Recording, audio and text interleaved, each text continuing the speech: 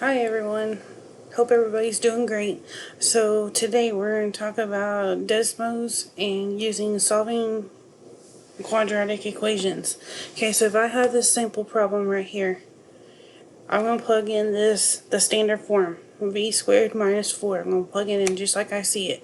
So I'm going to use my drop down arrow to help me.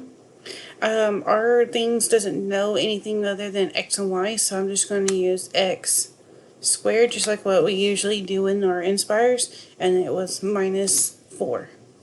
So this is what it looks like, but that doesn't help me to figure out what answers. So we're going to take the answer choices, and I'm going to take A. I'm going to put it in the next, so I'm going to push enter, and then we're going to plug in just like what we see it. So parentheses x plus 2, and then we're going to do squared.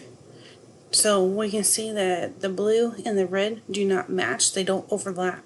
So A is out. So I'm going to push enter again. You can do all of these at once. So we're going to do x plus 2, and then we had x minus 2 for B. They don't overlap, so green and blue do not overlap. So green and blue, so that we knew the blue didn't overlap. So did it overlap with the red? Yes. So my answer would have been the choice that says x plus 2 and x minus 2. So we would have had this part right here.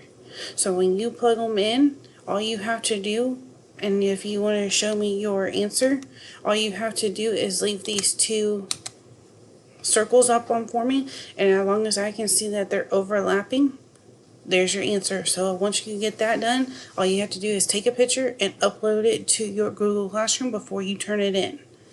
You can turn in stuff into Google Classroom, upload your pictures before you push turn in.